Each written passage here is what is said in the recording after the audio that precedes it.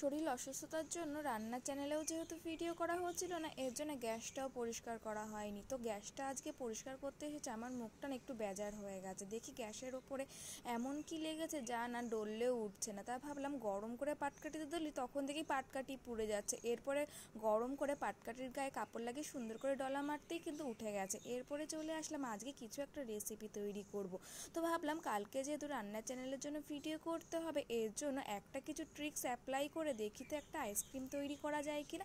তা সেটারই বলতে পারেন আজকে একটা পরীক্ষা চলছে, যেটা ভাবলাম আমি আপনাদের সাথে টুক করে একটু শেয়ার করে নিই। আপনারা তো অনেক ধরনেরই ভিডিও দেখে থাকেন তো আমার যেহেতু রান্না চ্যানেলের ভিডিওগুলো আপলোড হচ্ছে না, তাই ভাবলাম একটা পরীক্ষার সাহায্যে দেখি কিছু একটা তৈরি করতে পারি কিনা, তার সাথে সাথে আপনাদের সাথেও শেয়ার করতে পারি কিনা। এখন আমি তৈরি করে নিয়েছিলাম একদম ওভেন ছাড়াই ম্যাঙ্গো আইসক্রিম। তো দেখি তৈরি করতে পারি কিনা, সেটা কিন্তু আমি এখনো পর্যন্ত বুঝতে পারছি না হবে কিনা। তাও আমি আমার মতন চেষ্টা তো করেইছি। তারপরে আইসক্রিম তৈরি করতে করতে ভাবলাম বিকালের সময় না খুব খিদে পেয়ে ওঠে। তো মা কাকিরা তো সারাদিন রান্না করে, বিকালবেলা কি মা কাকিদের কাছে বায়না করা যায় যে কিছু বানিয়ে দাও? তার জন্যে ভাবলাম আগের দিন যেহেতু পিৎজা তৈরি করেছিলাম, কিন্তু আমাদের বাড়ির সকলের জন্য যেহেতু হয়ে ওঠেনি, তাহলে আজকে না সুন্দর করে একটু পিৎজা তৈরি করা যাক, প্লাস বাড়ির সকলের জন্য। এইদিকে দুপুরে টিফিনও হয়ে যাবে, প্লাস বাড়ির সকলকে পেট ভরে খাওয়ানোও হয়ে যাবে। তার জন্য আমি প্রথমেই পিৎজা সসটা তৈরি করে নেব। ও তার আগে দেখি যে আমার পাত্রের মধ্যে যেহেতু আমের খোসাগুলো রয়েছে, ওগুলো আলাদা করে রাখি, ওটা গরুকে দিয়ে দিতে পারবো। এখন যেহেতু পেঁয়াজগুলো ধুয়ে নেব, তাই আমের খোসা থাকলে তো সেটা গরুকে দিতে পারবো না, এর জন্য আলাদা করে নিয়েছি। এবার পেঁয়াজ রসুনটাকে সুন্দর করে ধুয়ে কুচি কুচি করে কেটে নেব। এখন যেহেতু আমি পিৎজা সসটা তৈরি করে নেব।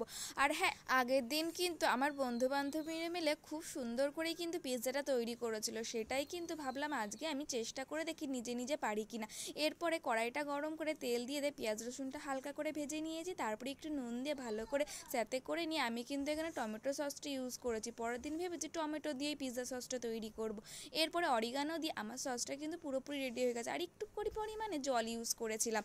তারপরে এখানে আমি ইস্টটা অ্যাক্টিভেট করে নেব। আর ইস্টটা অ্যাক্টিভেট করতে এসে এখানে দেখি কি আমাকে না ইস্টের মধ্যে 2টো চামচ গিফট করেছে। আরে বাবা, সেরকম কিছুই নয়, নতুন ইস্ট যেহেতু নিয়ে এসেছি, দেখি এর মধ্যে চামচ দিয়েছে ইস্টটাকে ঢালার জন্য। এর জন্য একটা পাত্রে প্রথমে আমি চিনি ও গরম জল দিয়ে ভালো করে মিশিয়ে নিয়েছি। এবার 2 চামচ ইস্ট দিয়ে সেটাকে ভালো করে নাড়িয়ে আমি কিন্তু সুন্দর করে ঢেকে রেখে দেব। আর এটা আমি আজকে কিন্তু 1 ঘন্টার জন্য ঢেকে রেখেছিলাম, দেখি অ্যাক্টিভেট হয় কিনা। আগের দিন যেহেতু একটু কম সময়ের জন্য রেখেছিলাম, এর জন্য কিন্তু ভালো করে অ্যাক্টিভেট করতে পারিনি। হ্যাঁ, আজকে যদি আর একটু সময় রাখতাম তাহলে কিন্তু আরও একটু ভালো হতো। হ্যাঁ, হয়েছিল মোটামুটি। তারপরে একটা পাত্রে আমি 2 চামচ ময়দা নিয়ে তার সাথে একটু লবণ ও চিনি মিক্স করে নিয়ে ভালো করে মাখিয়ে নিয়ে ইস্টের জলটা দিয়ে ভালো করে কিন্তু একটা ডো তৈরি করে নেব। আর আমার এই পুরো ইস্টের জলটাই কিন্তু এখানে ইউজ হয়ে গেছে, আর আদার্স কিন্তু কোনো জল আমাকে ইউজ করতে হয়নি। যদি না হয় আপনারা কিন্তু নর্মাল এমনি জল দিয়ে এটাকে ভালো করে মাখিয়ে নিতে পারেন, এর জন্য কোনো গরম জল দরকার নেই। এরপরে ডোটা তৈরি করে আমি র্যাপিং পেপার দিয়ে সুন্দর করে কিন্তু বোলের মুখটা আটকে দিয়ে আমি কিন্তু প্রায় অনেকক্ষণের জন্য এটা আজকে সেট হতে দিয়েছিলাম। এরপরে কিন্তু আমি চলে গেছিলাম পড়াতে। বাড়ি এসে দেখি অনেকটাই অন্ধকার হয়ে গেছে, তো ঝটপট করে চলে আসলাম পিৎজাগুলো তৈরি করে নিতে। আর আজকে কিন্তু আমি তৈরি করব এগ পিৎজা। আগের দিন যেহেতু চিকেন পিৎজা তৈরি করেছিল, আর আমার ঠাকুমা যেহেতু চিকেন খায় না, এর জন্য ভাবলাম এগ পিৎজা তৈরি করি, তাহলে আমার ঠাকুমাও খেতে পারবে। এরপরে ডোটা তুলে দেখি হালকা একটু কিন্তু ফুলেছে। তারপরে এর মধ্যে একটু বাটার মিশিয়ে সুন্দর করে এটা মেখে নেব। আর বাটারটা দেওয়ার সঙ্গে সঙ্গে না দেখলাম কি সুন্দর ছেড়ে যাচ্ছে। তারপরে যে ডিমগুলো আমি সেদ্ধ করে নিয়েছি, ওর মধ্যে অরিগানো একটু চিলি ফ্লেক্স দিয়ে ভালো করে একটু মিশিয়ে নিয়েছি, যাতে ওর ফ্লেভারগুলো সুন্দর করে ডিমের মধ্যে চলে আসে। এবারে একটা পাত্রে আমি একটু বাটার মাখিয়ে নেব। তারপরেই কিন্তু যে ডোটা দিয়েছিলাম ওটা সুন্দর করে স্প্রেড করে নিব। আপনাদের কাছে এরকম প্লেট না থাকলে যে কোনো কিন্তু অ্যালুমিনিয়ামের প্লেটেই কিন্তু এইগুলো সুন্দর করে তৈরি করে নিতে পারেন। দেখবেন আমার ভাইও কিন্তু এবার নিজে নিজে সুন্দর করে তৈরি করবে।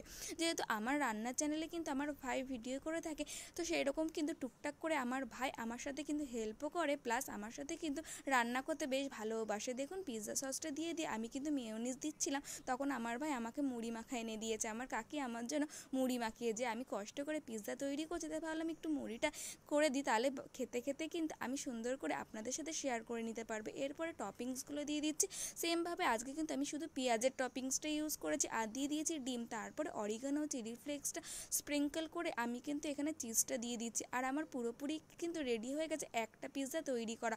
এখানে চলে এসে এবার আমার ভাই, তাকে কিন্তু সুন্দর করে আমি শিখিয়ে দিচ্ছি যে কীভাবে এখানে বাটারটা লাগিয়ে নিতে হবে।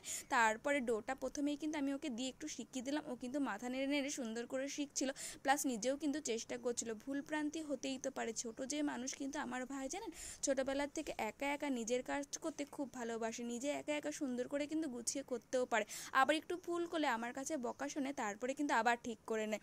দেখুন পিৎজাটা কিন্তু ওর সব থেকে ফেভারিট একটা ডিশ, তার জন্য ও নিজে একা একাই দেবে। এবার ডিমগুলো এদিক ওদিক দিচ্ছিলো বলে আমিও ওকে একটু হেল্প করে দিলাম যে সুন্দর করে দিয়ে দিতে। তারপরে অরিগানো চিলি ফ্লেক্সটা দিয়ে দিল, তারপরে এখানে চিজটা দিয়ে দিল। আর হ্যাঁ, আমার ভাই কিন্তু মেয়োনিজ খায় না, এর জন্যই বলেছে বদ্দি মেয়োনিজ ছাড়া পিৎজা খাবো, আর প্লাস আমি নিজে তৈরি করব। তাই ভাবলাম হ্যাঁ তৈরি করবি, আমিও শিখিয়ে দিলাম। ও কিন্তু টুকটাক করে তৈরি করে নিল। দেখুন এবার কিন্তু আমাদের পিৎজাটা পুরোপুরি রেডি হয়েছে, আর আজকেরটা কতটা সফট হয়েছে, আর কিন্তু ভালো ফ্লপিও হয়েছিল। হোমমেড যে পিৎজা এত টেস্টি হয়, আমি যদি বাড়িতে আগে না তৈরি করতাম তাহলে কিন্তু জানতেই পারতাম না। আজকের ভিডিওটা বন্ধুরা এখানেই শেষ করছি, নতুন কোনো ভিডিওর সাথে নয় আবার আপনাদের সাথে দেখা হবে। আজকের জন্য এইটুকুই বন্ধুরা, টাটা।